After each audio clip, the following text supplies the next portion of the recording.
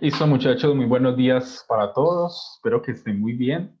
Eh, Hoy y el viernes vamos a tratar pues, el tema que ustedes ven acá en el título, la causalidad, ¿cierto?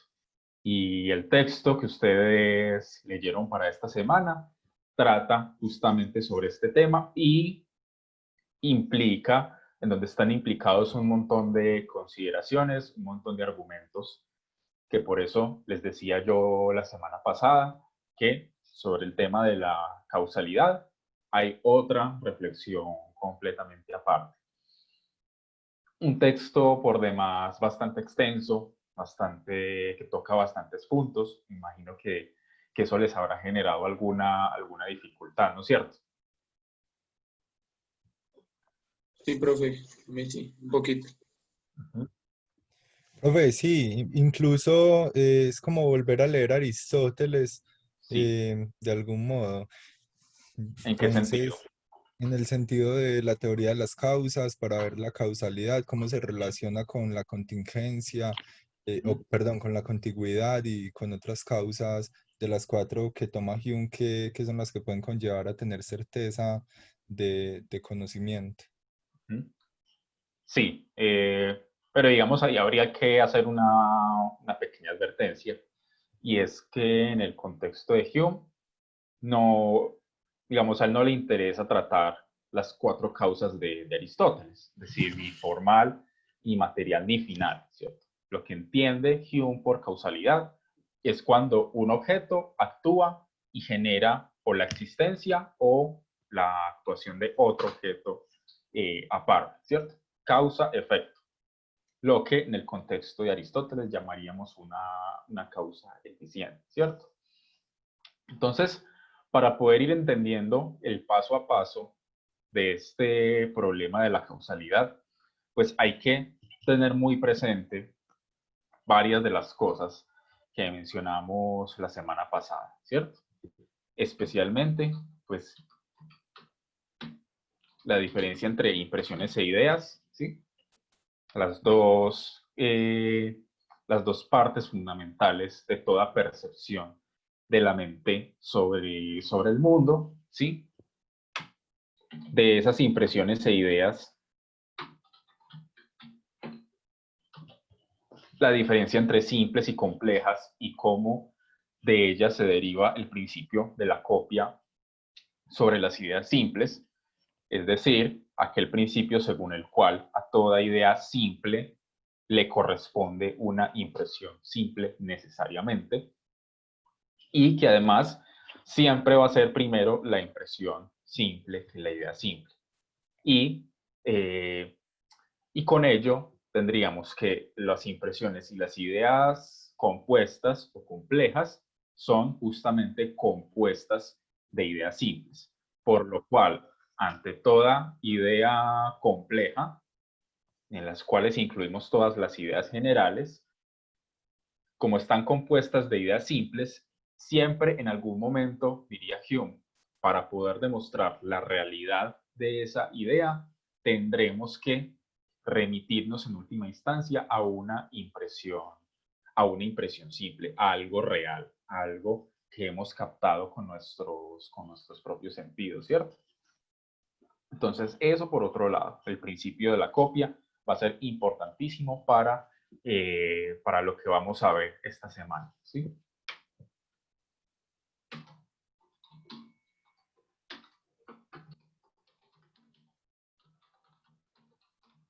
El principio que podríamos denominar diferencia-separación, y es que las ideas simples, como son diferentes, son separables por la imaginación, y la imaginación, como está en capacidad de separar y de diferenciar esas ideas simples, entonces puede ordenarlas como quiera, ¿cierto?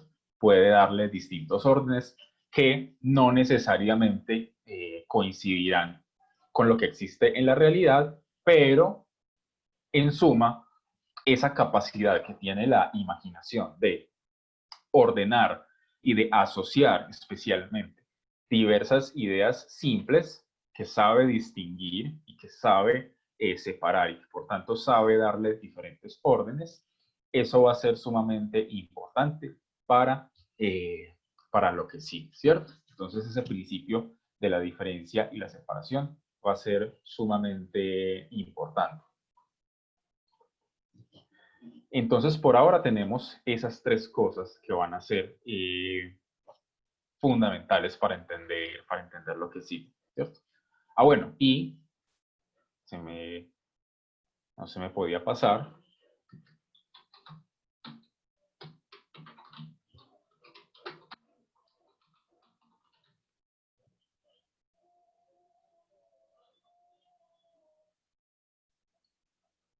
Que la imaginación asocia las ideas con base en tres principios fundamentales, que es lo que llamaríamos las relaciones naturales, ¿sí? Semejanza, contigüidad y causalidad, y que hay otras circunstancias en las cuales se pueden dar la comparación entre dos ideas, entre dos objetos, que serían esas relaciones filosóficas, que además de las tres naturales, semejanza, contigüidad y causalidad, incluiríamos la contrariedad, la cantidad y el número,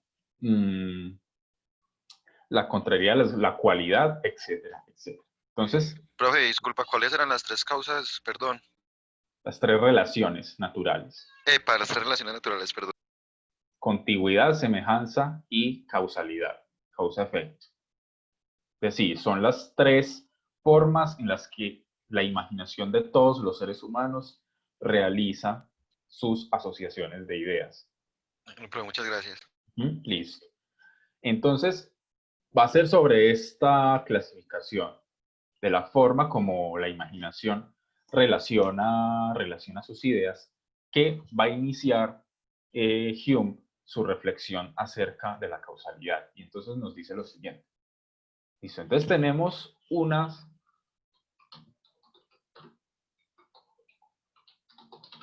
relaciones filosóficas, es decir, todas aquellas circunstancias en las que dos ideas pueden llegar a ser comparadas, pueden llegar a ser relacionadas de alguna forma. Si bien no necesariamente son las que utiliza todo el mundo de forma inmediata y de forma natural, como semejanza, contigüidad y causa-efecto, sí son circunstancias en las que se puede comparar dos ideas cualesquiera, ¿cierto?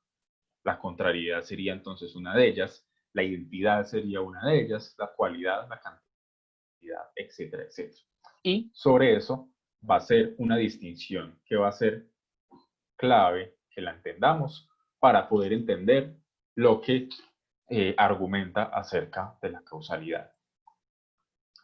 Él, digamos, menciona las expresiones, pero les va a dar el nivel de títulos o de nombres clasificatorios en la publicación posterior de la investigación sobre el conocimiento humano. Entonces, él hace una distinción.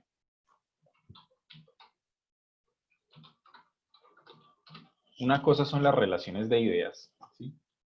Digamos, podemos poner la expresión en inglés, ¿sí? Y otra son las que él llama cuestiones de hecho en la investigación sobre el conocimiento humano.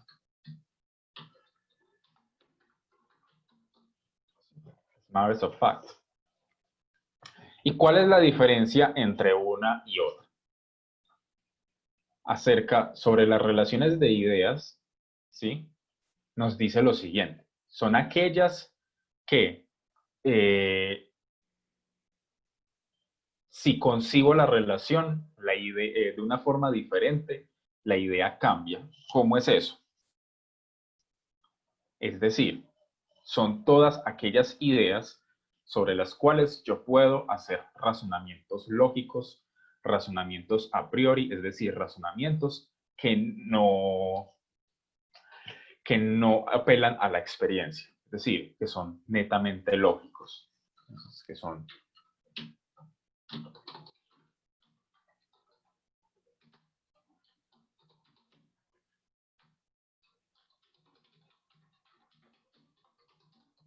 ¿sí?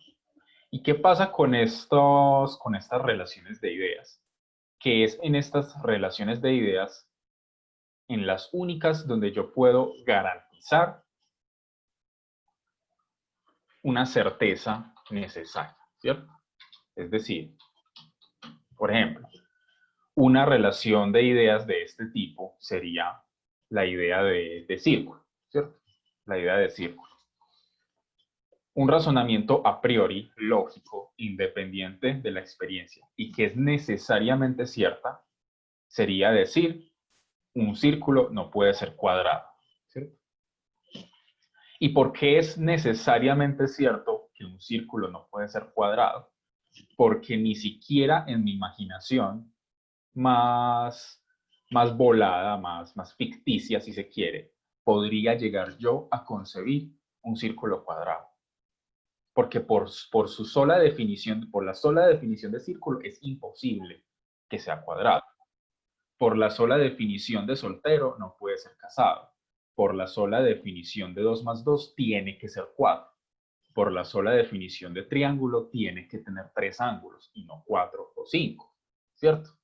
Entonces, todas aquellas cosas que por definición, por lógica, por razonamiento a priori, independiente de la experiencia, yo puedo llegar a una conclusión que es absolutamente necesaria, porque apela solamente a lo que la idea es, ¿cierto? No apelo a una impresión, no es algo que yo haya derivado de la experiencia, sino que yo derivo simplemente de considerar lo que son esas ideas y cómo se relacionan, ¿cierto? Entonces yo concibo la idea de círculo.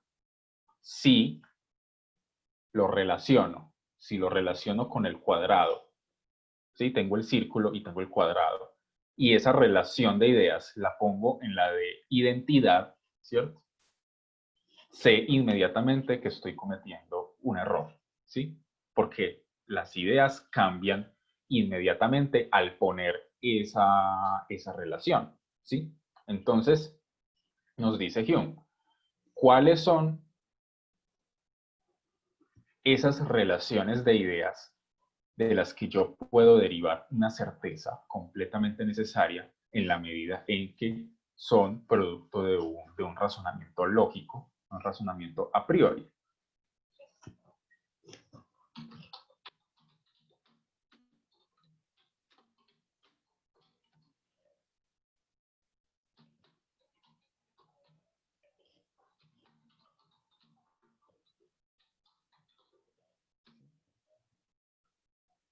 Son aquellas en las que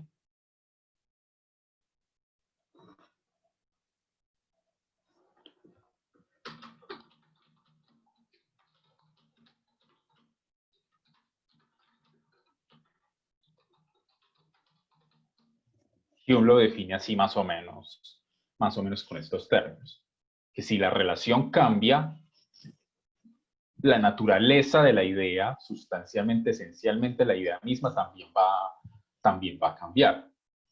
Y eso es lo que nos permite hacer razonamientos que son lógicamente necesarios, que no pueden ser de otra manera, que ni siquiera la imaginación más creativa y más retorcida podría concebir, porque sencillamente caeríamos en una contradicción, ¿cierto? A los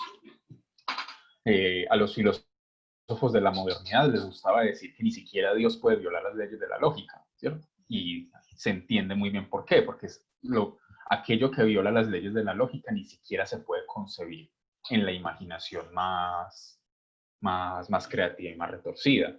No puede concebir un círculo cuadrado, no puede concebir un soltero casado, no puede concebir un triángulo de 5 ángulos, etcétera, etcétera, ¿cierto? Entonces, eso es lo que constituye este pequeño subconjunto de relaciones filosóficas llamadas relaciones de ideas. Es decir, que son entre ellas mismas, sin necesidad de apelar a impresiones, es analizando entre ellas mismas, las relaciones entre ellas mismas de estas ideas, yo que puedo concluir, y lo que yo pueda concluir, si es correcto, va a ser necesario, va a ser, es decir, nunca podrá ser de otra manera. Ni siquiera la imaginación más creativa, más retorcida, podría llegar a concebir algo diferente, ¿sí? Y otra cosa son lo que Hume llama las cuestiones de hecho, que, contrario a las relaciones de ideas, estas sí que dependen de la experiencia. Es decir, cualquier afirmación que yo haga sobre cuestiones de hecho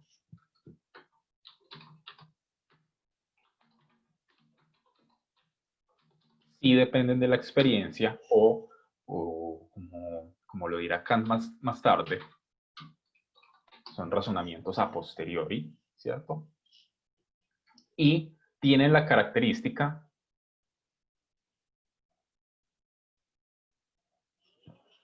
o Hume los define como aquellas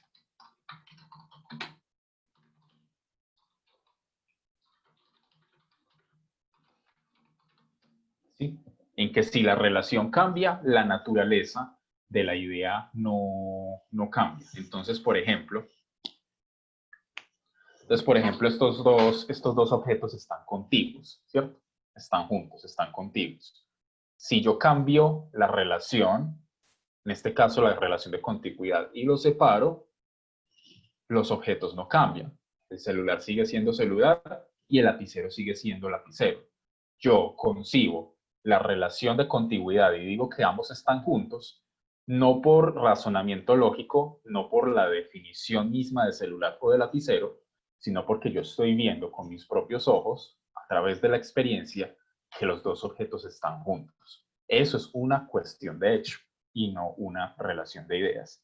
Si fuera una relación de ideas, yo tendría que concluir su contigüidad a partir de la definición misma de las ideas de celular y de lapicero, lo cual evidentemente aquí no es el caso, sino que yo concluyo o yo afirmo la contigüidad de ambos objetos porque veo, porque experimento, porque tengo la impresión visual de que están juntos. Y si los separo, el celular sigue siendo celular y el lapicero sigue siendo lapicero. La naturaleza de la idea no cambia, ¿cierto? Okay. Sí. Cuando empezamos estas dos relaciones se habló de una diferencia. Pues ya la diferencia, tengo ya un concepto, que uno es una a priori y otras a posteriori. Ahorita pues, me gustaría que me completara pues esa diferencia. Pero entonces con respecto al ejemplo que usted acaba de hacer, para la relación de ideas, si la relación cambia, la naturaleza de la idea, Cambia. Exactamente. ¿Me puede refrescar este ejemplo? Así Sí. como lo acabo de hacer con el celular y el lapicero, donde no cambia. Muchas gracias. Perfecto. Tenemos un triángulo, entonces, ¿sí? Tenemos un triángulo, lo dibujamos, ¿cierto? ¿Sí? Y de él decimos, tiene 3 ángulos, ¿cierto? Y por la definición misma de triángulo, necesariamente tiene que tener 3 lados. Porque en el momento en que yo hago esto,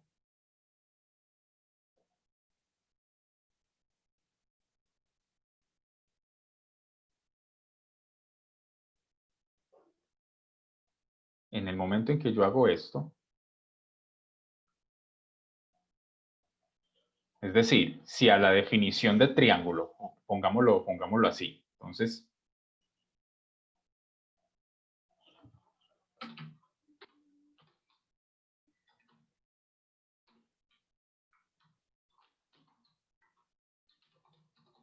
¿sí?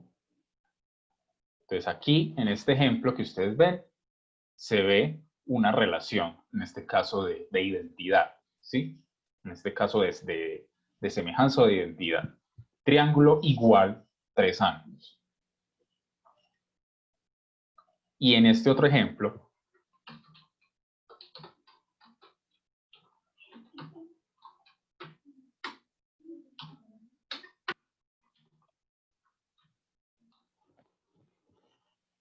como cambié la relación y en vez de poner 3 ángulos, puse 4 ángulos, la naturaleza misma de la idea cambió. Es decir, esto ya no es un triángulo de ninguna manera, ¿cierto?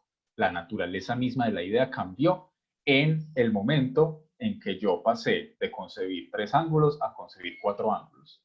¿Sí? La naturaleza de la idea de triángulo cambió completamente, cosa que no sucede cuando yo pongo el celular y el lapicero juntos y después los separo. El lapicero sigue siendo lapicero y el celular sigue siendo celular. En el momento en que yo paso de 3 ángulos a 4 ángulos, el triángulo dejó de ser triángulo. ¿Sí? Al cambiar la relación, la idea cambió, ¿cierto? Por la definición misma, porque es un razonamiento a priori, es un razonamiento lógico, ¿sí? Yo no necesito experimentar o tener la impresión del triángulo en el mundo exterior para yo poder concebir en mi cabeza de forma correcta y de forma acertada que un triángulo tiene que tener 3 ángulos necesariamente, ¿sí? Así está mejor, Jorge. Claro, profe, muchas gracias. Listo. Y lo interesante de las cuestiones de hecho es que en las cuestiones de hecho, la imaginación sí puede concebir cosas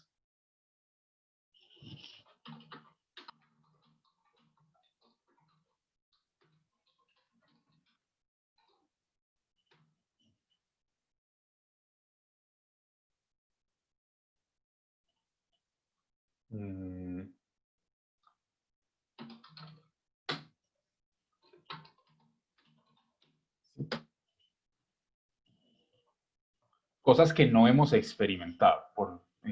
Esto de no reales no me gusta mucho, lo voy a poner así. La imaginación sí puede concebir mentalmente cosas que no hemos experimentado, ¿sí?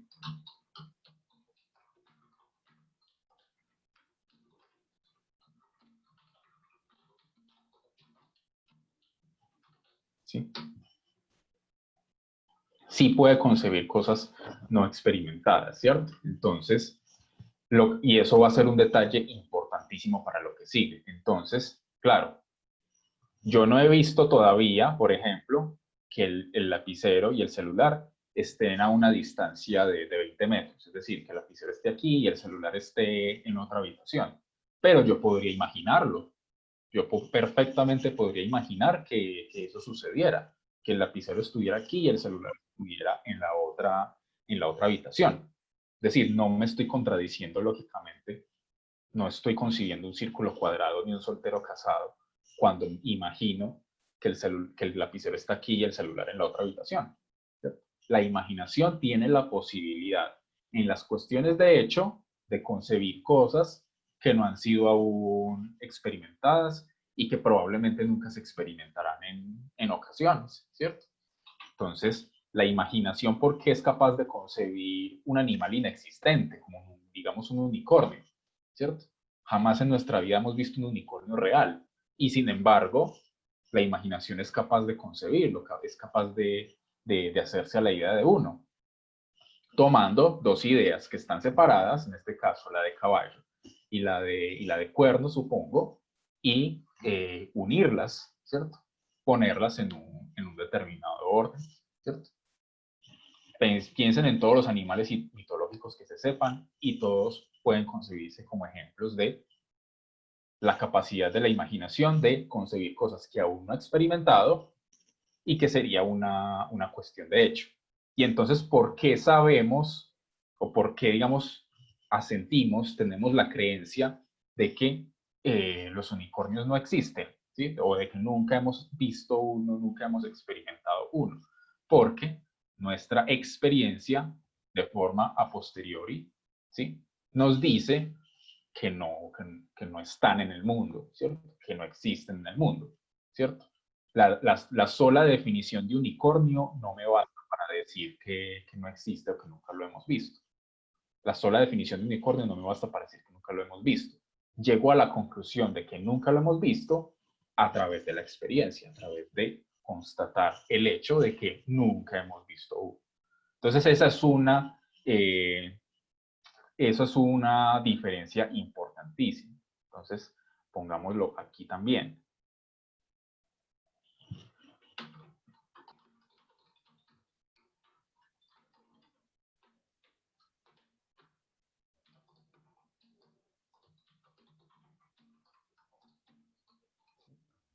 Ni siquiera la imaginación puede concebir algo lógicamente contradictorio en las relaciones de ideas, y en las cuestiones de hecho la imaginación sí puede concebir cosas que nunca ha experimentado. Simplemente decimos que esas cosas no son reales porque en nuestra experiencia nunca las hemos experimentado, pero no por un razonamiento lógico que parta de la simple definición del objeto. Es decir, un razonamiento lógico que parta de la simple definición de unicornio no nos va a decir que el unicornio no es real. ¿Qué es lo que nos dice que el unicornio no es real? La experiencia, el hecho de que nunca hemos visto uno. ¿Sí? Se entiende la diferencia porque esto es importantísimo.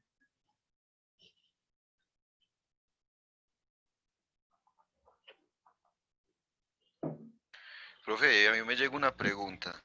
Sí.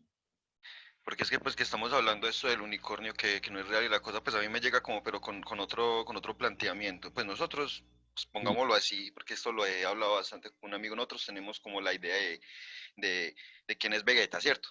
Todos sabemos quién Sí. es, pero Vegeta no existe, Exacto. pero tenemos certeza de que Vegeta está. ¿Sí me hago entender? Entonces, ¿cómo entraría esa partecita ahí? No, ahí digamos, pues Hume nunca le tocaron las caricaturas, ¿cierto? No, Ah, entonces nunca se le pudo haber ocurrido ese ejemplo. pero por eso, Pues, pero Vegeta podemos dar cuenta pues de la experiencia de que está, más no es.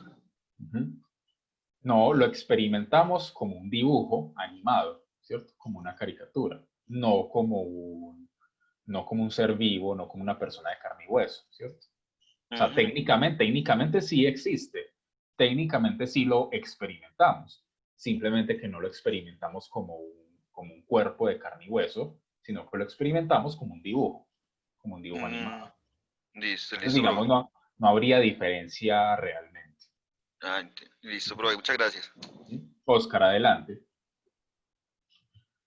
Daniel, buenos días. No, yo iba a decir lo que dijiste, existe un dibujo, por mucho que lo dibuje, lo haga en 3 dimensiones, lo haga, lo que existe es lo que él representa, pero él como personaje, o sea, no existe.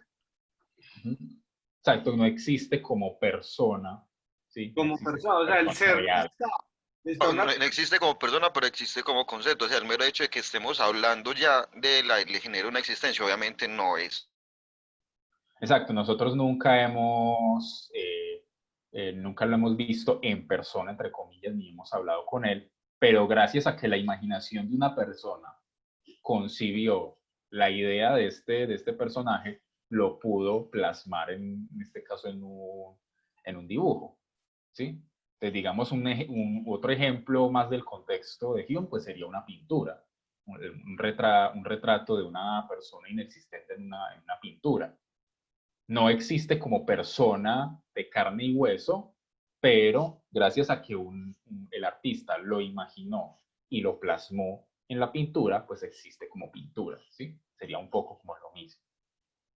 O sea, sigue siendo una cuestión de hecho.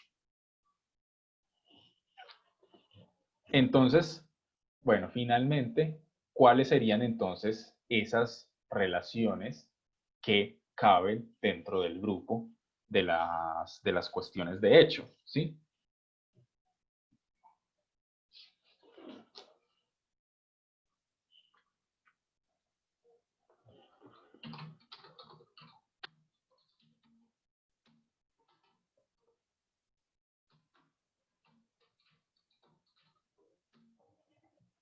¿Sí?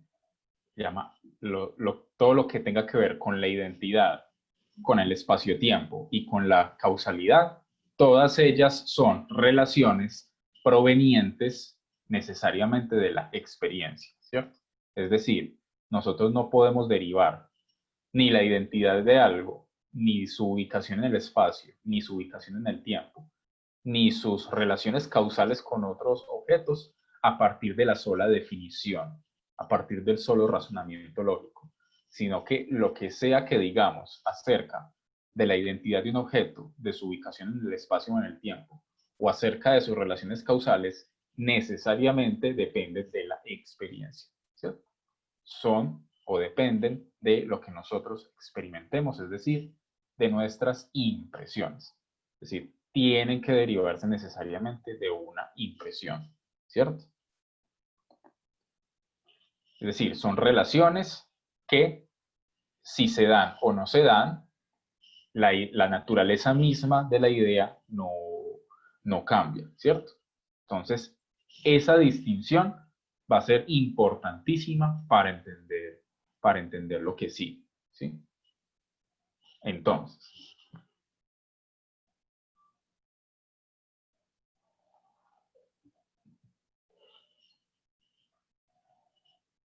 Entonces, Hume continúa tratando sobre todo de las cuestiones de hecho. Continúa su argumentación con las cuestiones de hecho y nos dice, bueno, entonces, definamos qué es un razonamiento. Definamos qué es un razonamiento porque, digamos, finalmente, cuando nosotros decimos que algo causó algo, que el fuego causa el humo, o que el agua causa cortocircuito en un aparato eléctrico, ¿cierto? Estamos haciendo un razonamiento de tipo causal. ¿Y qué es lo que está sucediendo en esos razonamientos? Dice Hume.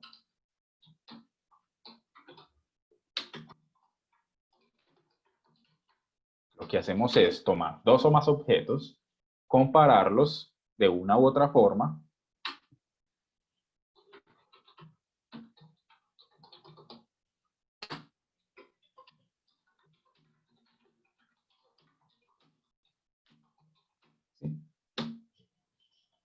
cuando descubrimos que entre dos o más objetos hay una relación y que esa relación se sostiene más o menos en el tiempo, es más o menos constante, el resultado que existe en nuestra mente es lo que llamamos un razonamiento. ¿Y qué nos dice Hume? Que lo que es la identidad y las relaciones de espacio-tiempo no constituirían propiamente un razonamiento. ¿Cómo es eso? No constituirían propiamente un razonamiento, sino que cuando yo digo, por ejemplo, que el celular está junto al lapicero, es decir, que estoy haciendo una relación entre dos objetos en términos de su ubicación espacial, lo que yo estoy haciendo es simplemente percibiendo con mis ojos que el celular está junto al lapicero. O si digo, esto es un lapicero, si digo, esto es un celular, lo que estoy haciendo es simplemente percibiendo que esto es un lapicero o que esto es un celular. Entonces, lo que hay en la identidad y en el espacio-tiempo no es tanto un razonamiento, sino una percepción, ¿cierto? No es tanto un razonamiento sino una percepción. Es decir, que para hacer una afirmación sobre la identidad o sobre el espacio y el tiempo de dos objetos, yo necesariamente tengo que tenerlos presentes o mínimamente tenerlos en la memoria muy bien recordados, tener una impresión de memoria, dice Hume, mínimamente, ¿sí? Pero tiene que haber por lo menos una impresión. Tiene que haber por lo menos una impresión, ¿cierto? En cambio, con la causalidad, si bien es algo que proviene de la experiencia, si bien es algo que yo en algún momento de mi vida he tenido que percibir con mis sentidos, a la hora de yo relacionar dos o más objetos por medio de la causalidad, yo no necesito que estén presentes o no necesito tener una impresión en la memoria, digamos, inmediatamente recordada inmediatamente, como en este momento que muestro el lapicero, lo quito, inmediatamente tengo el recuerdo en mi mente, sino que yo puedo traer a mi imaginación dos ideas que he visto o de los que he tenido la impresión hace mucho tiempo, ¿cierto? Es decir, yo hace muchos años no he visto cómo un aparato eléctrico hace corto cuando hace contacto con el agua. Hace muchos años no lo veo. Y sin embargo, yo puedo hacer el razonamiento causal. Es decir, puedo relacionar los dos objetos, puedo relacionar el agua con el aparato eléctrico y decir que el agua causa el cortocircuito, ¿cierto? Es decir, imaginando las dos ideas, yo puedo hacer ese razonamiento causal, ¿cierto? Entonces ahí es donde nos dice que lo que es propiamente razonamiento, aparte de los razonamientos lógicos, ¿cierto? Pero que esas son ya relaciones de ideas, en las cuestiones de hecho, lo que es propiamente razonamiento es la causalidad, definida de la siguiente manera, ¿sí? Entonces nos dice Hume, bueno, entonces definamos lo que entendemos por causalidad, ¿cierto? Es decir, cuando la gente en la cotidianidad habla de que una cosa causó otra cosa, lo que estamos entendiendo es que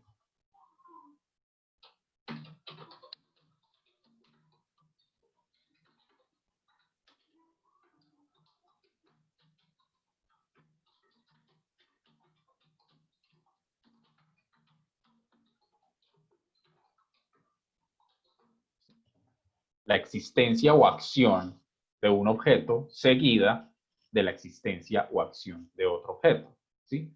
Entonces, existe el fuego, percibo el fuego, o digamos el fuego realiza su acción de arder, por decir cualquier cosa.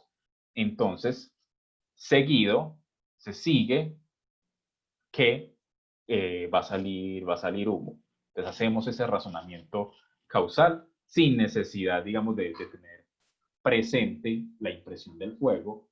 Puede que no haya visto una fogata hace mucho tiempo y sin embargo, pues puedo hacer el razonamiento de que el fuego genera o causa el humo, ¿cierto?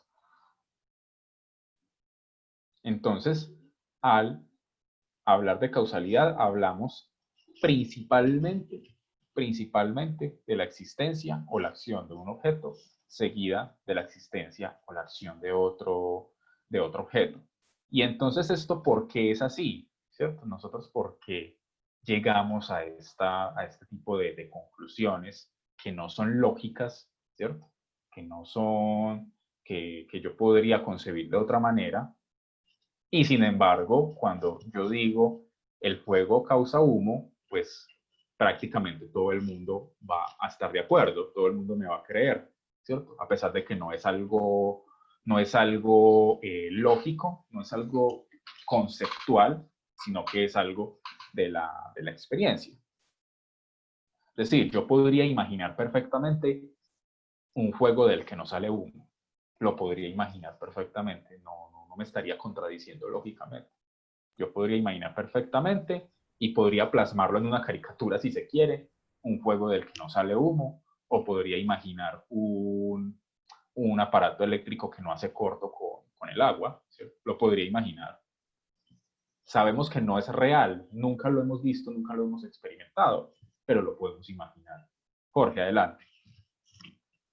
Profe, en esto de la casualidad entraría lo que es causa y efecto, pues, en el concepto moderno. Claro, es justamente la causalidad en ese concepto moderno, es decir, en el sentido de la causa eficiente de Aristóteles, que una cosa genera el movimiento, como diría Aristóteles, genera el movimiento o inicia el movimiento de otro, ¿cierto? Así es como define Aristóteles la causa eficiente para los que no están conmigo en el curso de metafísica. Cuando una cosa inicia el movimiento o inicia la existencia de otra, ¿sí? Esa es la causalidad de la que está hablando específicamente Hume. Es decir, no hablamos ni de causa formal, ni de causa final, ni de causa material. Eso a Hume no le interesa. Profe, no, estaba ahora pensando otra cosa, como muy claro. Lo que es el efecto mariposa, eso entraría ahí también. Claro, lo que conocemos comúnmente como efecto mariposa, un murciélago mal hervido nos tiene aquí viendo clase virtual, por ejemplo. Y lo que sucede es que un objeto y otro objeto digamos, están muy lejanos, se ven muy lejanos, pero están conectados con otros objetos, ¿cierto? Una relación causal, pero que no involucra simplemente dos objetos, sino que involucra muchos, ¿cierto? Entonces eso nos conlleva de un murciélago mal hervido a ver clases virtuales en Colombia, ¿sí? De los que se han visto la película del efecto mariposa, pues, digamos, se entiende bien de lo que estoy hablando, ¿cierto? Y eso es justamente una de las cosas con las que va a continuar Hume. Entonces, pregunta, bueno, nosotros, ¿cómo llegamos a estas conclusiones? Nosotros, ¿por qué somos capaces de hacer este tipo de razonamiento que no es lógico y la inmensa mayoría de las personas, por no decir todas, están de acuerdo y asienten ante esta clase de afirmaciones, ¿cierto? Y es porque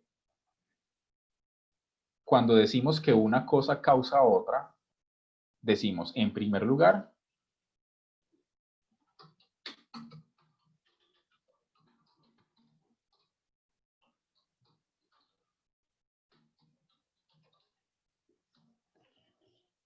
que los dos objetos están juntos, están contiguos de alguna forma, ¿cierto?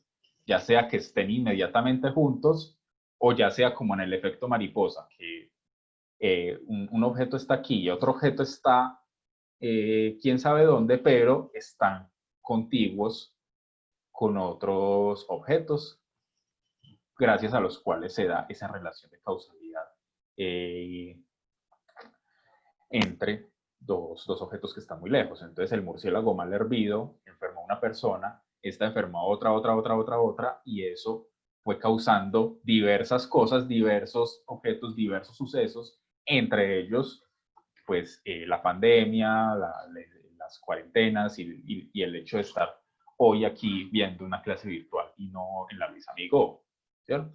Entonces son dos cosas que aparentemente están muy lejos una de la otra, pero que están conectadas a través de otros objetos. Entonces, digamos, por lo general, en el razonamiento causal, siempre llegamos a él gracias a que notamos que tanto el objeto A como el objeto B están contiguos de alguna forma, ¿cierto? Entonces, al notar esa contigüidad, decimos que hay una causa. Cuando notamos una contigüidad constante entre A y B,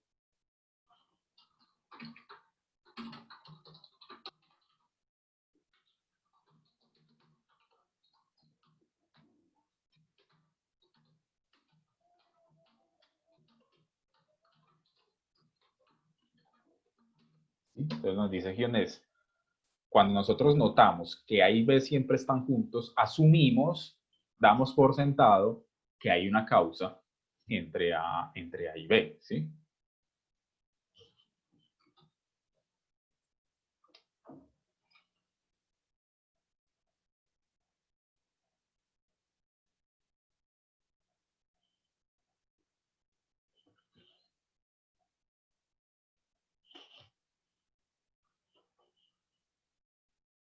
Y esto es lo que nos permite, ¿y esto qué es lo que nos permite? Si nosotros siempre vemos que A y B están juntos, y nosotros siempre, cada vez que percibimos A, también percibimos B, nosotros podemos predecir a futuro o podemos imaginar que en el momento en que aparezca A, también va a aparecer B. O nuestra imaginación va a relacionar la idea de A con la idea de B en la medida en que siempre que los experimentamos juntos. Y entonces, ¿qué es lo que nos permite hacer ese razonamiento causal?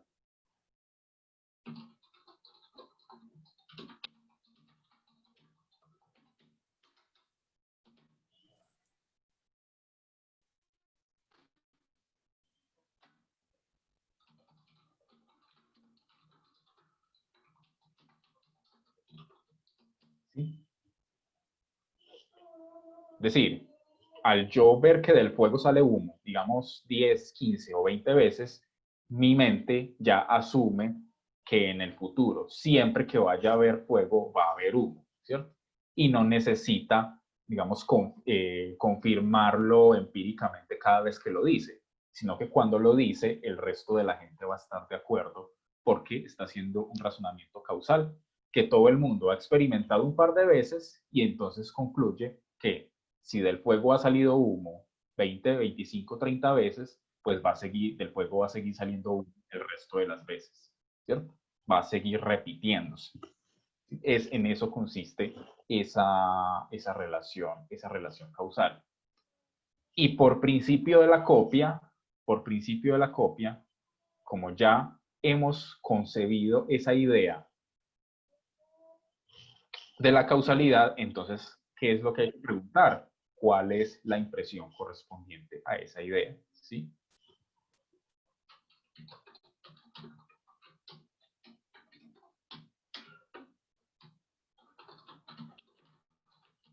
¿Sí? ¿Cuál es la impresión correspondiente a esa idea?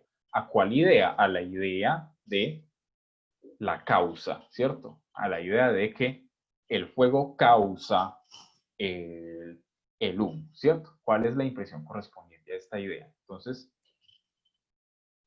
considera la primera posibilidad. Entonces, bueno, está está en las cualidades del objeto fuego, producir el humo. O el otro ejemplo, digamos, es mejor.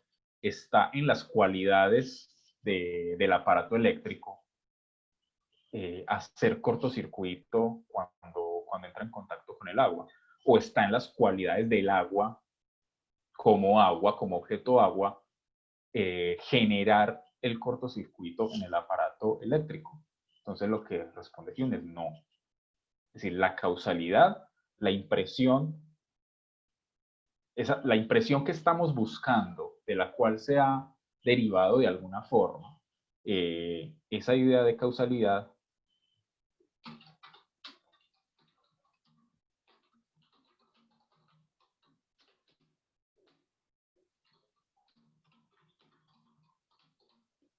no está en las cualidades particulares del objeto, ¿cierto? Es decir, por más que busque en las cualidades del agua, por más que investigue los componentes del agua, en ninguna parte del agua voy a encontrar la impresión causa cortocircuito en los aparatos eléctricos. Por más que yo hurgue en las cualidades del agua, no lo voy a encontrar. Entonces, como no está en las cualidades particulares del objeto, ¿sí?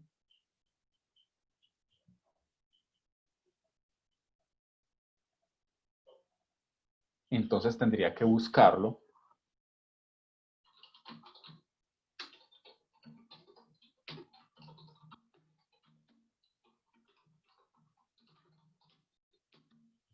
en la relación entre los dos objetos, ¿cierto?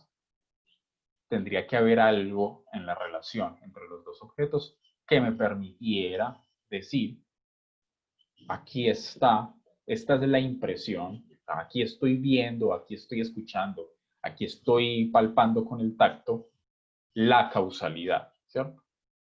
Dicho así con esas palabras, ya uno, conociendo el argumento de Hume, empieza como a imaginar por dónde va a ir la cosa. Va a ser un poco el mismo razonamiento que les comentaba la clase pasada sobre la idea de sustancia.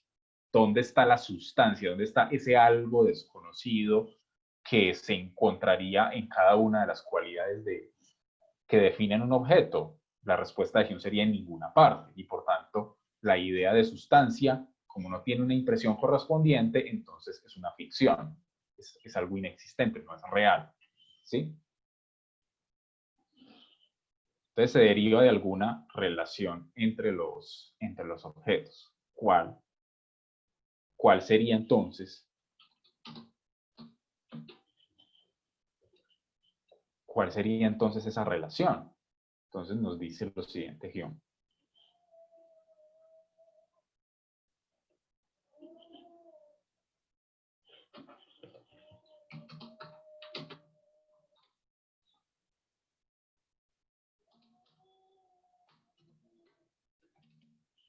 Entonces, los objetos A y B, suponiendo que A sea la causa y B sea el efecto,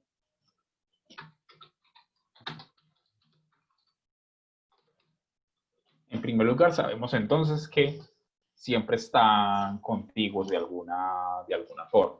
Y aquí es donde, digamos, se hace se da la respuesta del ejemplo del efecto mariposa.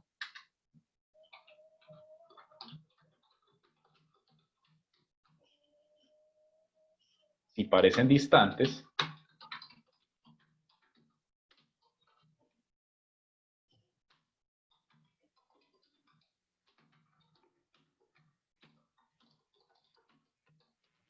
es porque hay una cadena de causas y efectos que sí son contiguos, ¿cierto? Cuando un objeto A y un objeto B no parecen estar juntos, sino que parecen estar muy lejanos, si vamos a determinar una causa entre A y B estando lejanos, es porque están encadenados por otros objetos cuya relación causal sí que es contigua, ¿cierto?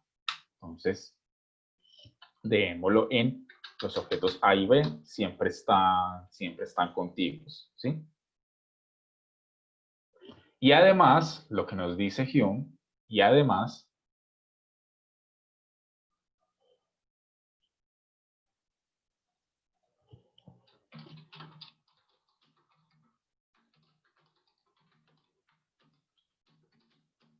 lo que sucede cuando nosotros hacemos un razonamiento causal, lo derivamos de la experiencia de la sucesión, ¿sí? Es decir, que siempre es primero lo uno y después lo otro. Primero es el fuego y después el humo. Primero es el agua cayendo sobre el aparato eléctrico y después el cortocircuito, ¿sí? Es decir, no, a diferencia de otros pensadores, dice Hume, que afirmaban que en la relación causal lo que había era una simultaneidad, es decir, que la causa y el efecto se daban al mismo tiempo. Pero dice Hume, entonces tendríamos que llegar a la conclusión de que todo cuanto existe, existe de forma simultánea. Es decir, que las cosas no empiezan a existir, no nacen o no surgen, sino que todo existe de una forma u otra al mismo tiempo. Lo cual nos recordaría un poquito los que ven clase de metafísica conmigo a Parménides, ¿cierto? Que tal cosa como la generación o la corrupción no sería más que una ficción imaginaria, pero Hume no está en absoluto de acuerdo. O sea, para Hume, nosotros hacemos un razonamiento causal en la medida en que nosotros nos damos cuenta o experimentamos no solo que A y B siempre están juntos o siempre están contiguos, sino que además siempre son sucesivos, no simultáneos, ¿sí?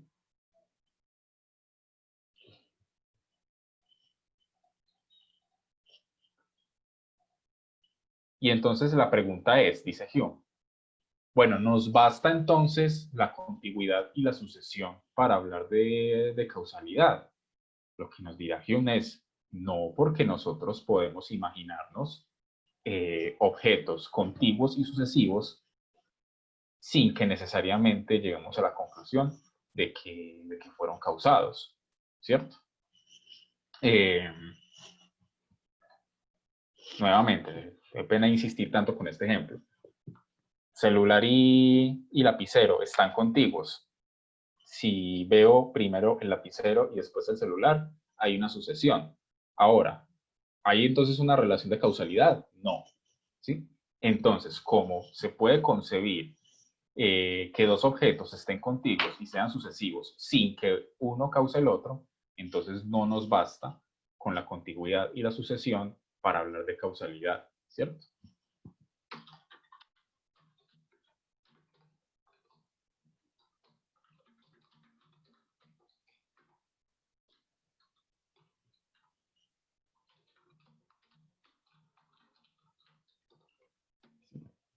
Pues no nos bastan la contigüidad y la sucesión para hablar de causalidad. Y entonces, ¿por qué hablamos de causalidad en los casos, digamos, en que sí lo hacemos cuando vemos un objeto A y B que están contiguos y que son sucesivos? Es porque de una forma u otra tenemos en nuestra mente, dice Hume, una idea de la cual posteriormente habría que hacer el mismo razonamiento de buscarle la impresión correspondiente, y es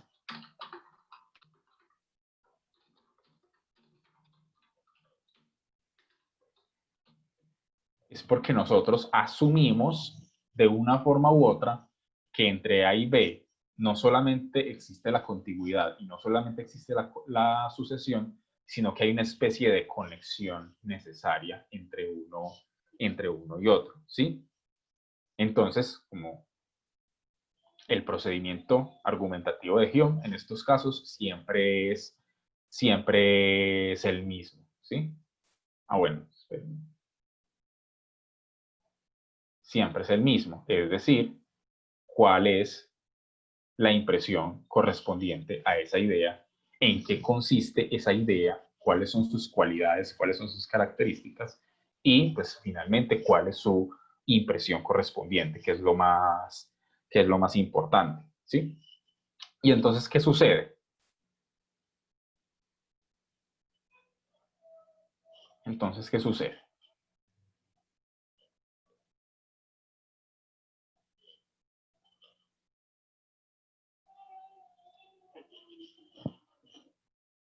Entonces ya sabemos que la causalidad no está en las cualidades de los objetos,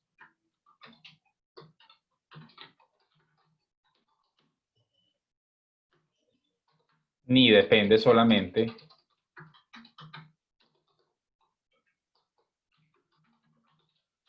de la contigüidad y la sucesión. Entonces, ante ese panorama, nos dice Hume, es bueno, si la causalidad no está en las cualidades de los objetos, ni se reduce solamente a la contigüidad y la sucesión, y existe, digamos, si concebimos esa suerte de conexión, o lo que él va a decir más adelante en otros capítulos, un poder de producción, ¿cierto? Como un poder de generación, ¿sí? Que tendría que estar en alguna parte de la relación entre esos dos objetos, habría que averiguar entonces en qué consiste y si es algo que nosotros experimentamos, de lo que tenemos alguna impresión. Pero por ahora, las preguntas que va a plantear Hume son las siguientes. Nos dice, bueno, ya sabemos que la causalidad es algo que nosotros derivamos de la experiencia, ¿sí?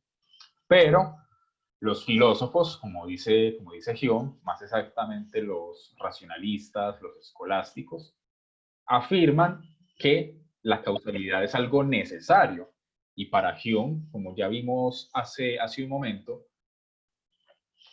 hasta ahora lo único de lo que podemos hablar de necesidad y de certeza absoluta es de los razonamientos lógicos, de los razonamientos a priori, de los razonamientos que parten de la sola definición de la idea, de la idea de triángulo, los tres ángulos, el soltero no puede ser casado, etcétera, etcétera. Esas cosas sí son necesarias, pero algunos filósofos, la mayoría de ellos en su época, afirmaban que la causalidad era algo necesario y decían, y era una suerte de axioma, una suerte de principio filosófico, que todo lo que comienza a existir tiene una causa, y eso es algo necesario, es decir, en todos los casos, y siempre va a ser así, que todo lo que comienza a existir, todo lo que ha sido generado, tiene una causa, ¿sí? Entonces la pregunta que plantea Hume es esa.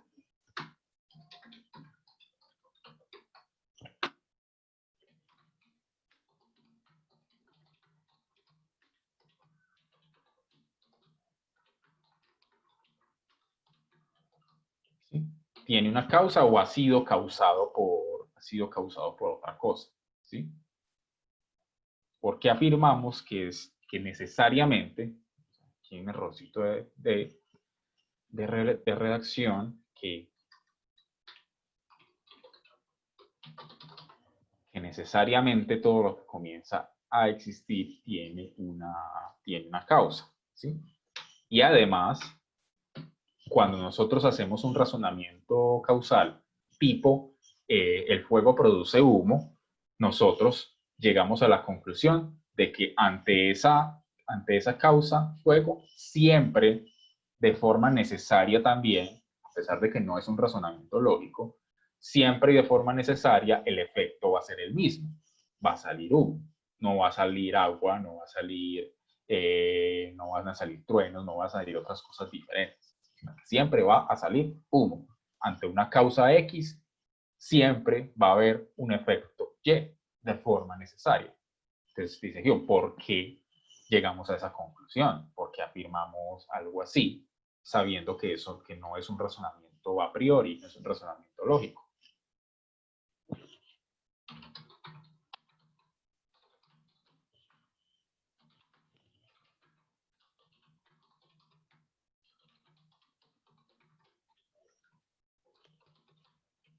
¿Sí?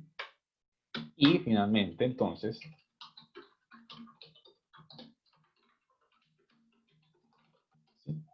Es decir, ¿por qué esas dos afirmaciones son tan aceptadas?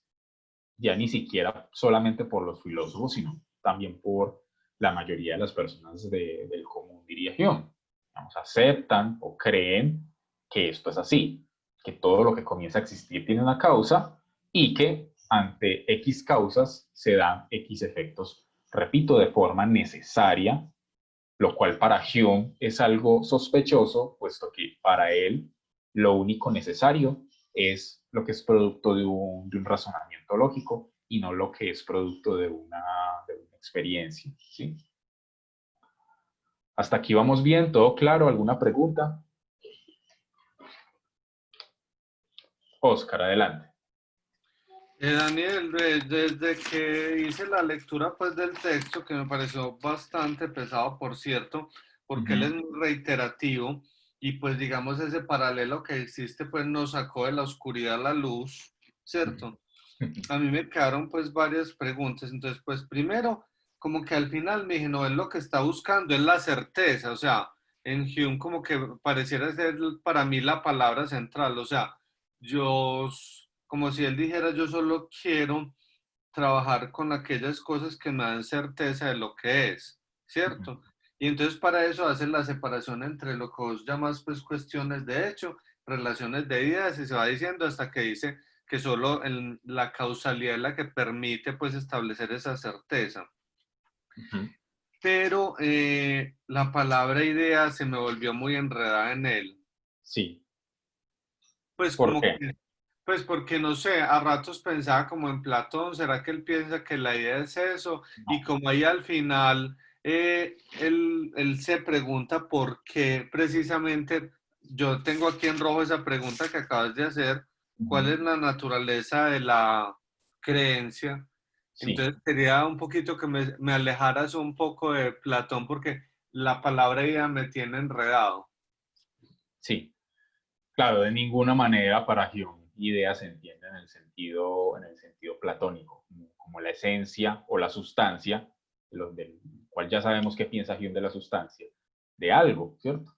Digamos, al preguntar cuál es la naturaleza de, no estamos diciendo cuál es la sustancia o cuál es la esencia, sino simplemente cuáles son las características y por qué se da en este caso, una creencia. Entonces, naturaleza, entiéndase simplemente como el conjunto de características de algo, no como una esencia, una entidad o una sustancia, pues al estilo metafísico aristotélico, no, de ninguna manera. Y con la noción de idea pasa exactamente lo mismo. Repito, la idea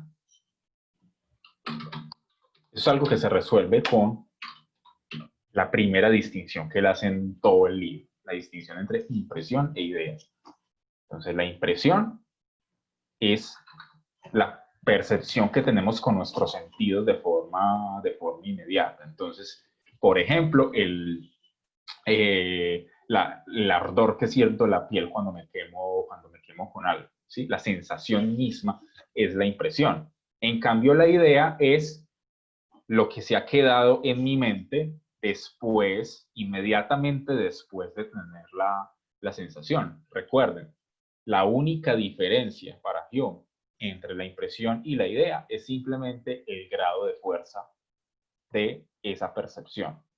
Es decir, la sensación misma de la quemadura es mucho más fuerte, mucho más inmediata, mucho más patente que la idea de la quemadura. Entre la impresión de la quemadura y la idea de la quemadura no hay ninguna diferencia sustancial, no hay ninguna diferencia de características, no hay ninguna diferencia de cualidades. Simplemente que la impresión es mucho más fuerte, es mucho más patente y la idea es mucho más débil. Es simplemente lo que se ha quedado en mi mente después de experimentar. Oscar. Digamos que, digamos que cuando yo estaba leyendo, yo pensaba lo siguiente. Un niño está llenando un fichero de definiciones, ¿cierto? Entonces, él no sabía qué era el rojo, él no sabía qué era el azul, y todos los días, ¿qué es eso? ¿Qué es eso? ¿Qué es tal cosa? Entonces, su impresión es el rojo, ¿cierto? Sí. Ve el color. Él inmediatamente dice, bueno, eso es redondo, eso es tal cosa, pero las dos cosas son rojas y me dieron el concepto de color. Entonces, la impresión es lo que ve y la idea es simplemente ese fichero como lo va llenando. Entonces, la idea en Hume es simplemente como ese diccionario de conceptos. Claro, a ver, el niño, digamos, el niño ve inmediatamente, tiene la impresión del color rojo. Y digamos que en un momento dado cierra los ojos y en su mente todavía está el color rojo, todavía lo puede tener. Simplemente que ya la imagen es quizás más difusa, es más débil, es más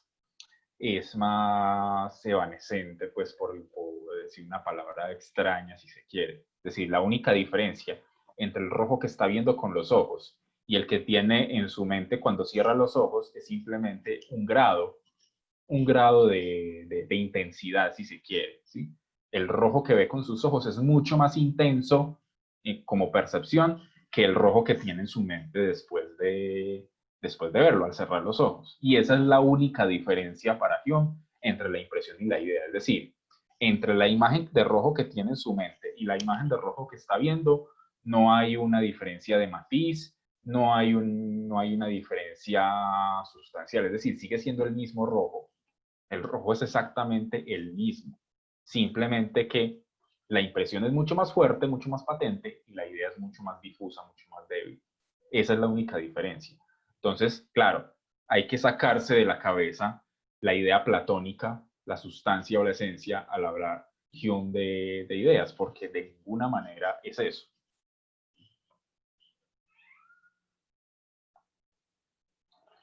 ¿Alguna otra pregunta?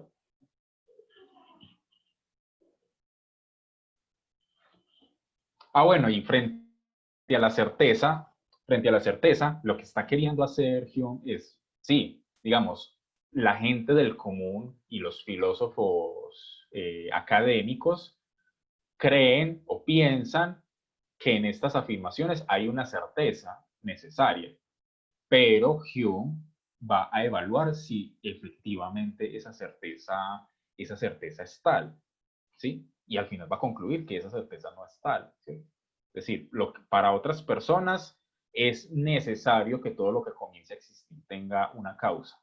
Para Hume eso no es necesario porque yo puedo imaginar algo que haya comenzado a existir y que no haya sido causado por nada. Y si lo puedo imaginar, si puedo siquiera imaginarlo, entonces ya no es necesario. Si fuera necesario, sería imposible hasta para mi imaginación concebir lo contrario. Así como para mi imaginación es imposible concebir un círculo cuadrado y para mi imaginación es imposible concebir un soltero casado y para mi imaginación es imposible concebir un triángulo de 4 ángulos, para mi imaginación es posible concebir que un día no salga el sol. ¿Sí? Que un día no salga el sol. Así a lo largo de 28 años haya visto todos los días de mi vida que el sol sale, yo podría imaginar que un día cualquiera el sol no salga. Y como yo puedo imaginarlo, entonces la afirmación, el sol sale, no es algo necesario, porque si fuera necesario, ni siquiera sería capaz de imaginarlo. Oscar. Vos dijiste ahora, hablando de las relaciones, que ay, ¿cómo es la cosa? Que la impresión no está en las cualidades particulares del objeto, sino que hay que buscarlas en la relación de los dos objetos, ¿cierto? O sea, vos decías que en el agua yo no encuentro la chispa que hace en el corto cuando tienen contacto, ¿cierto? Es que me llama mucho la atención porque en la última sección uno como que piensa que él va súper estructurado y al final como que dice, hasta aquí me dio, porque primero menciona la palabra creencia, ¿cierto? Sí. Que la acabas de mencionar, pues que uno dice, pero como veníamos de bien, y poner la palabra creencia, ¿cierto? Y ¿cómo se dice? Explícitamente menciona a Dios, cosa que es un ateo, según lo que vos nos habías dicho. Y tiene esta pregunta: no aumenta ni disminuye la idea que tengo de Dios cuando pienso en Él, cuando lo pienso como existente o cuando creo en su existencia. Sí. Entonces, digamos que como que yo sentía que él le está diciendo, bueno, yo voy estructurando todo un sistema de pensamiento para construir certeza, pero como que no le fuera a dar, Sí. pues como que se quedara corto. Entonces me llamó mucho porque creo que está en formato de pregunta. No aumenta ni disminuye la idea que tengo de Dios cuando pienso en Él, cuando lo pienso como existente o cuando creo en su existencia. Esa referencia, ¿qué significa? Digamos, no es que Hume esté patinando o se esté contradiciendo al hablar de Dios como ateo, simplemente lo está poniendo como ejemplo para mostrar que, como vamos a ver más tarde la otra semana, cuando empecemos a ver a Kant lo postula de una forma muy bien sintetizada, y es: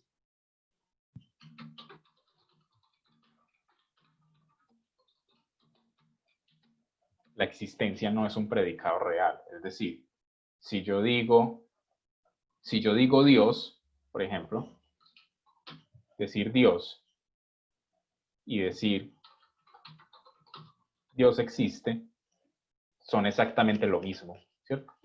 El predicado existe no le agrega nada, no le agrega una cualidad nueva, no le agrega algo aparte a Dios. Es decir, yo puedo dar un montón de características de Dios: omnipresente, omnipotente, absolutamente bueno. Es decir, Daniel, sí. qué pena ser tan profano, pero es que con Dios yo creo que se me enreda la vida. O sea, yo puedo poner carro y dice, el carro existe, es igual. O sea, eso no le agrega nada al carro, el solo poner ¿cierto? Porque con Dios entran otras, digámoslo así, cualidades que complejizan el asunto. No, Entonces, en este caso no sería más difícil, porque digamos, pongamos los dos ejemplos entonces. Entonces, sí, entonces carro y, ¿cierto? Entonces yo hago toda la lista de características y de cualidades de Dios. Entonces, metámonos aquí con Dios: omnipresente, omnipotente, absolutamente bueno, etcétera, etcétera. Si existe o no existe, las características de Dios van a seguir siendo las mismas. Vamos a seguir diciendo que es omnipresente, que es omnipotente, etcétera, etcétera. El carro es de color verde, tiene 4 puertas, motor así, así, así. Entonces hago toda la lista de características y de cualidades. Si no existe, eso no cambia nada. Va a seguir siendo un carro verde con 4 puertas, de tal material, etcétera, etcétera, etcétera, ¿cierto? Es decir, si existe o no existe, eso no cambia las cualidades del objeto, ¿sí? O como dice Kant, la existencia no es un predicado real, no agrega nada nuevo. Exista o no exista Dios, va a seguir teniendo las características de ser omnipresente, omnipotente, absolutamente bueno, ¿sí? La existencia o no existencia no le agrega nada nuevo. ¿Por qué? Porque suponiendo, digamos, que no fuera real, digamos, en el mundo, mi imaginación igual lo puede concebir, igual lo puede concebir con esas características, y en tanto idea sigue funcionando sin ningún problema. Le tengo un ejemplo más fácil, el de Vegeta. O sea, existe o no, no importa, las cualidades que le pongan, la existencia ya no es un problema. Exactamente, porque en la imaginación de la persona que lo creó, él consiguió la idea con unas determinadas características. Ahora, si es real o no es real, no importa. O sea, en el sentido pues de la existencia. Si existe o no existe, no importa, porque la idea de Vegeta sigue siendo la misma, sigue teniendo las mismas cualidades. Y, ¿qué era lo otro que me preguntabas antes de eso, antes de lo de la existencia? No, que yo creo que la pregunta que queda, que es la final del A la documento, creencia. es el tema de la naturaleza de la creencia. Nosotros, digamos, en nuestro contexto, solemos entender creencia, digamos, cuando alguien dice yo creo, nosotros entendemos que está afirmando algo, pero como con cierta duda, como que le pone el signo de interrogación, ¿sí? Es decir, probablemente no sea cierto. Yo creería que en el contexto de Hume no es así.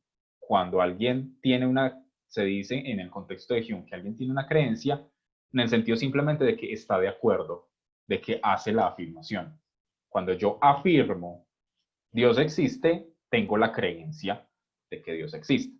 Cuando yo afirmo que todo lo que comienza a existir tiene una causa, tengo la creencia. No estoy dudando, ¿cierto? No estoy poniendo el signo de interrogación. Es decir, yo puedo estar 100% seguro y hacer la afirmación con toda convicción, y es una creencia, ¿sí? Y entonces lo que dice Hume es, los filósofos y la gente del común tienen la creencia, ¿sí? Tienen la creencia en la certeza y en la necesidad de que todo lo que comienza a existir tiene una causa. Yo voy a evaluar si esa certeza que ellos tienen está bien fundamentada o si por el contrario no es necesario que lo que comience a existir tiene una causa, así como es necesario que el triángulo tenga tres ángulos. ¿Sí me entienden? O sea, es decir, ya sabemos que la causalidad, ya sabemos que el juicio causal es una cuestión de hecho, no es una relación de ideas. Y como es una cuestión de hecho, por consecuencia no podría tener el carácter de necesario, porque no es un razonamiento lógico. Pero nosotros vemos, dice Hume, nosotros vemos entre los filósofos y entre la gente del común, que ellos afirman que sí es necesario que todo lo que existe tiene una causa. Bueno, miremos por qué eso es así, por qué existe esa creencia. Oscar. Espera que se me iba olvidando. Entonces, digamos que yo podría decir desde Hume que mi cerebro asume impresiones que se vuelven ideas y que eso esté ahí no implica la existencia o no de esas ideas. O sea, yo tengo digamos, un archivador de ideas sin importar que esas ideas existan o no, porque hay unas que yo adquirí por cuestiones de hecho y otras por relación de ideas. Entonces, yo tengo como un fichero donde tengo las ideas y con esas ideas construyo pensamiento, digámoslo así, pero eso no le genera ninguna certeza de existencia o no. A ver, vuélveme a repetir ese razonamiento, a ver si... A ver, digamos que lo que busco es liberarme de la palabra existencia, o sea, digamos que yo puedo expresar todo lo que quiero expresar en dos categorías, lo que me genera certeza y lo que no, sin importar la certeza de que eso exista. Sí. Entonces, digamos que si yo me sentara a tener una conversación con Hume, él diría, bueno, como a mí solo me gustan las cosas de certeza, entienda que necesito cumplir con estos criterios para entender en un diálogo, ¿cierto? Pero en ningún momento la palabra existencia es relevante. O sea, que algo exista o no, no es relevante en la construcción. De las cualidades o de las características. de una idea. Exacto, sí. Exacto. No agrega nada nuevo, ¿cierto? O sea, para él que algo exista o no, no es problemático. O sea, simplemente es en la categoría de lo que le dé certeza. En términos de las solas ideas, ¿cierto? De las Exacto. solas O sea, ideas. por ejemplo, volviendo al muñeco este que yo ni conocía, o bueno, sí lo había visto, pero no sabía que se llamaba así. O sea, él puede llegar, vos podrías llegar a tener una conversación con Hume sobre Vegeta, pero a él no le interesa desde que, digamos, sobre lo que significa el personaje en términos de la tira cómica o la historieta, ¿cierto? Usted puede construir un Él me discurso. preguntaría, discúlpame, te interrumpo, él me preguntaría, de esa idea que usted tiene de Vegeta, ¿cuál es la impresión correspondiente? ¿Cierto? Él no me está preguntando, él no me está diciendo muéstreme a la persona, no, él me está diciendo, usted de qué impresión, es decir, dónde vio, dónde escuchó o dónde captó la idea de Vegeta. Entonces yo le mostraría la caricatura, le Y mostraría el entonces yo le programa. puedo decir que esa impresión puede ser que es una construcción que yo hice poniendo una cosa buena de esto, una mala de esta, como una, o sea, porque podría ser una idea compleja a partir de ideas simples que vienen de impresiones. Exactamente, exactamente. Es decir, toda idea, si es simple, tiene que tener una impresión correspondiente. Si no la tiene, no es real, ¿cierto? No es real y, digamos, no valdría la pena reflexionar o razonar o enfrascarse en discusiones sobre una idea simple que no es real. Y él dice eso del, por ejemplo, de la Pero noción de puedes tener un sustancias. ejemplo de eso.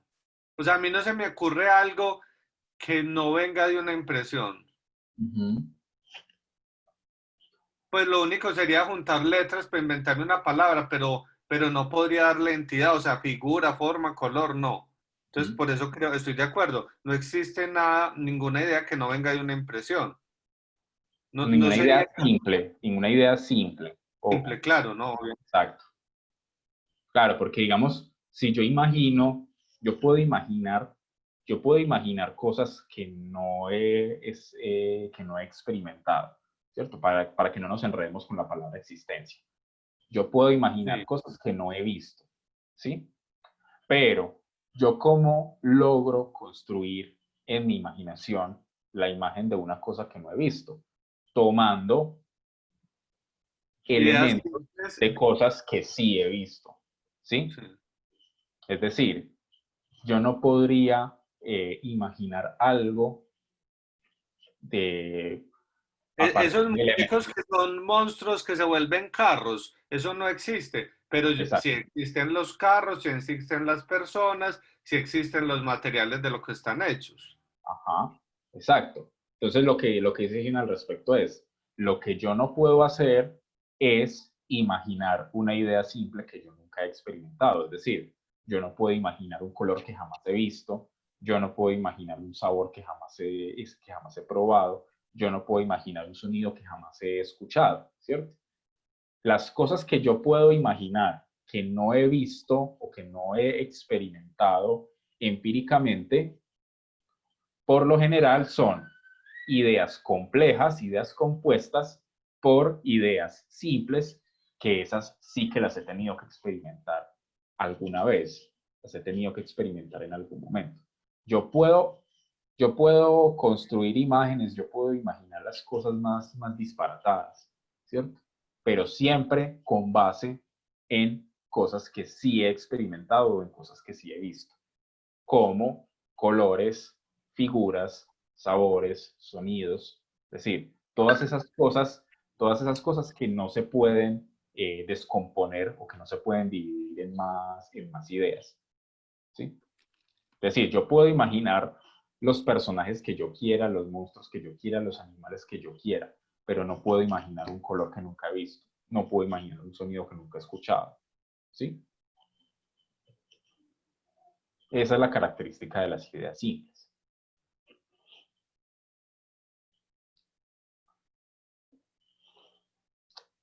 Bueno, entonces,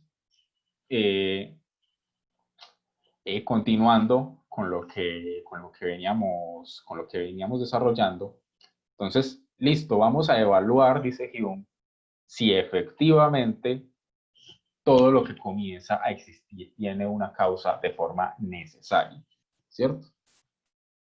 Entonces,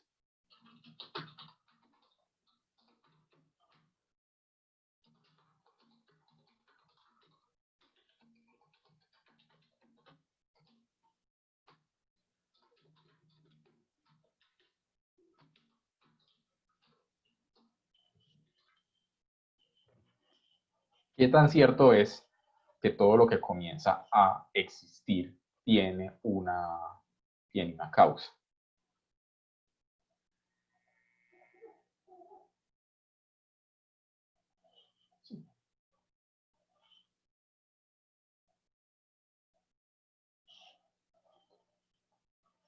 Entonces, el primer argumento que da Hume, pues, digamos, ya se sigue o se sobreentiende con base en las definiciones que él ha estado dando, ¿sí? Entonces, si la certeza, ¿sí?, necesaria, es decir, si la certeza es tan necesaria que ni siquiera la imaginación podría concebir una cosa diferente.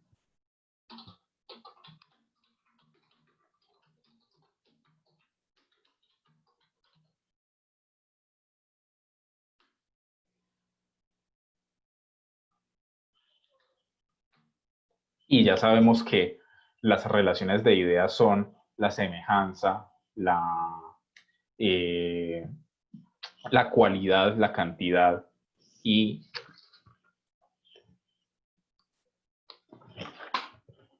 la contrariedad, los grados de cualidad, la cantidad del número, ¿sí?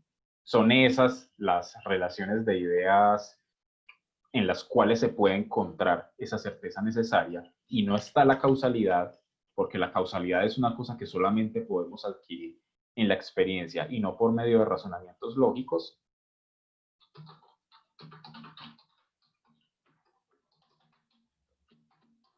¿Sí? Entonces la causalidad no debería, y para quien no tiene esta certeza necesaria, ¿sí?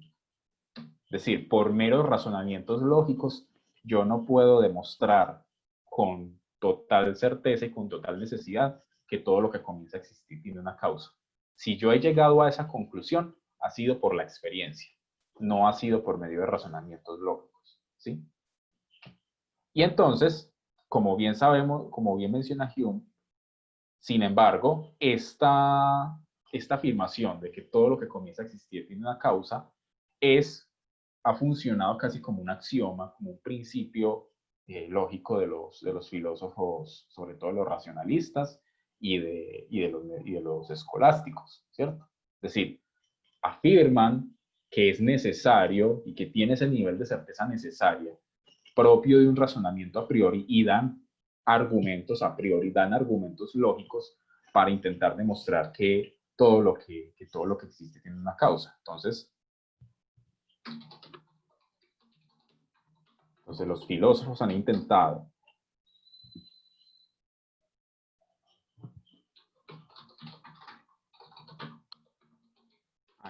demostrar de forma a priori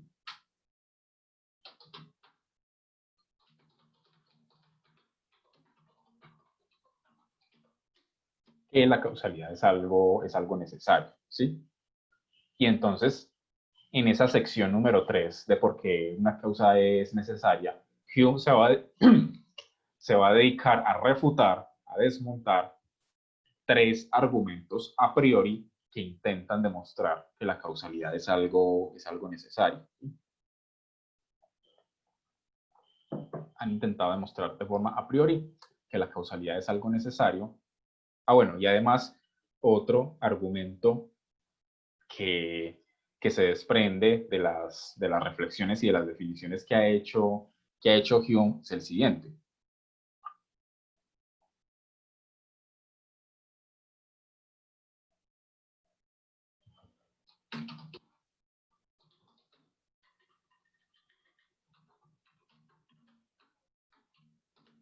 Las ideas A y B, suponiendo que A sea causa y B sea efecto, son diferentes, ¿sí? Y principio de la diferencia y la separación. Si son diferentes, son separables. Es decir, la imaginación puede concebir el objeto A solito y puede concebir el objeto B solito, ¿cierto?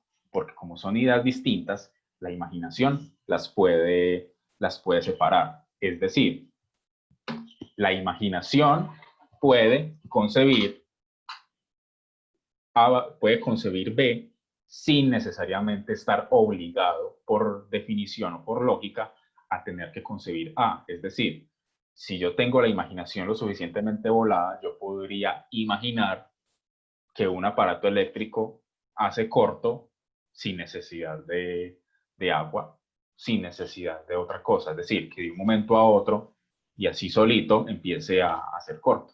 Es decir, las ideas A y B, llamando A causa y a B efecto, como son diferentes, son separables.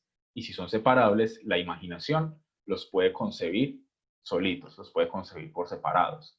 Y como los puede concebir por separados, no es necesario, lógicamente, la relación causal entre A y B.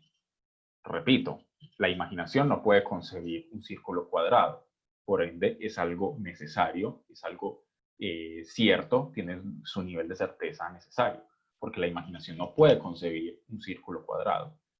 Entonces, como la imaginación sí puede concebir A por un lado y B por el otro, entonces no es necesario que estén conectados por una relación causal, por el principio de la diferencia y la separación. Entonces,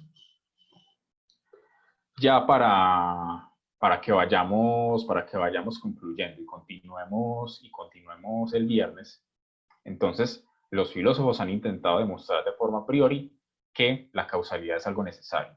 Y Hume toma tres ejemplos. El ejemplo de Hobbes, el ejemplo de un filósofo inglés de la época que tuvo mucho nombre en su momento, pero que ya, digamos, ahora no es tan estudiado y no es tan relevante, quizás por ser muy apegado a la escolástica, es Clarke y Locke. Es decir, estos tres pensadores intentaron dar unos argumentos a priori, es decir, sin apelar a la experiencia, para intentar demostrar que necesariamente todo lo que comienza a existir tiene una causa. Y entonces Hume lo que va a hacer es refutar todos y cada uno de esos argumentos. ¿Les parece si los dejamos hasta aquí? El viernes comenzamos de una vez con estos argumentos y vamos continuando hasta terminar este texto. ¿Listo? ¿Alguna pregunta?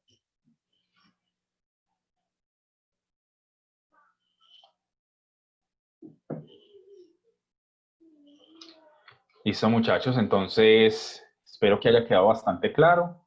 Les agradezco mucho la atención y nos vemos el viernes. Feliz mañana para todos, muchachos. Daniel, gracias. Listo. Gracias, profe, hasta luego. Hasta luego. Hasta luego, muchas gracias.